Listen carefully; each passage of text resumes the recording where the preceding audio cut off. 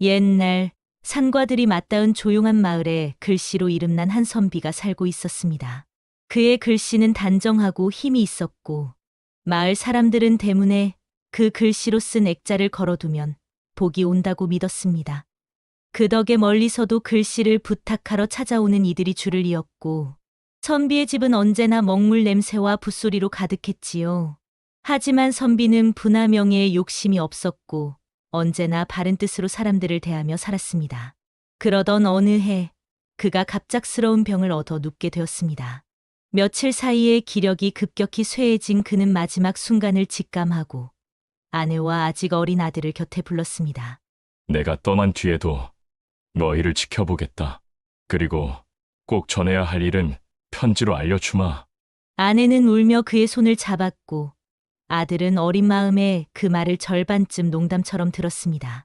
그러나 선비가 숨을 거둔 뒤 맞이한 첫 제삿날, 그 말은 현실이 되었습니다. 제사를 마치고 음식을 치우던 아내는 문갑 속에서 작은 봉투 하나를 발견했습니다. 봉투 겉면에는 단아한 붓글씨로 아내와 아들에게라고 쓰여 있었고 그 필체는 분명 죽은 남편의 것이었습니다. 봉투 속 종이에는 단 한 줄이 적혀 있었습니다. 논둑길이 무너졌으니 비 오기 전에 고쳐야 한다. 아내는 반신반의했지만 다음 날 정말로 큰 비가 내려 마을 논둑이 무너졌습니다. 그러나 미리 손을 본 그들의 논만은 피해를 입지 않았지요. 이 기이한 일은 마을 사람들에게 금세 소문이 났고 사람들은 선비가 저승에서 편지를 보내온다며 수군거렸습니다. 그 후로 매년 제삿날이 되면 집 안 어딘가에 꼭 봉투 하나가 놓여 있었습니다. 때로는 가을에 장마가 올 것이니 곡식을 서둘러 거두라는 경고, 때로는 아들이 먼 길을 떠나지 말라는 당부가 적혀 있었는데 그 말들은 언제나 꼭 들어맞았습니다.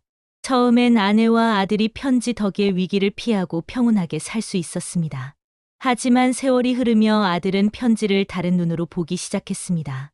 그에게 편지는 더 이상 가족을 지키는 아버지의 목소리가 아니라 세상에서 가장 확실한 이익을 보장해주는 도구가 된 것입니다.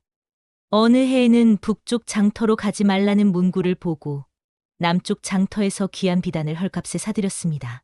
다음 해에는 수확을 나눠 이웃과 함께하라는 말이 있었지만 그는 오히려 곡식을 감춰두었다가 값이 오르자 비싸게 팔아 막대한 이익을 챙겼습니다. 이웃들이 굶주릴 때도 그는 창고 문을 굳게 걸어 잠갔습니다. 심지어 어머니가 점점 병약해져도 그는 간병보다 장사에 몰두했습니다. 아버지의 편지가 아니었다면 얻지 못했을 이익을 그는 오로지 자신의 배를 불리는 데만 썼습니다. 마을 사람들 사이에서는 이런 말이 돌았습니다. 아버지가 남긴 뜻을 거역하니 그 벌을 면치 못할 것이다. 10여 년이 흐른 어느 해 어머니는 더 이상 혼자 몸을 가누기 힘들어졌습니다. 그럼에도 아들은 장사로 며칠씩 집을 비우고 어머니 곁에는 늘 하녀 하나만 남겨두었습니다. 그해 제삿날 그는 상자 속 봉투를 꺼냈습니다. 하지만 지금까지 한 장도 빠짐없이 빼곡했던 편지 내용이 이번엔 단 한 줄뿐이었습니다. 다음은 너다. 아들은 심장이 철렁 내려앉았습니다. 다음이란 말이 무슨 뜻인지 모를 리 없었지요. 그는 그날 밤 내내 등불을 켜둔 채 떨며 시간을 보냈습니다. 새벽녘 한옥마루에 툭, 툭 묵직한 발자국 소리가 울렸습니다. 점점 가까워진 발자국은 그의 방문 앞에서 멈췄습니다. 그리고 천천히 문이 미끄러지듯 열렸습니다.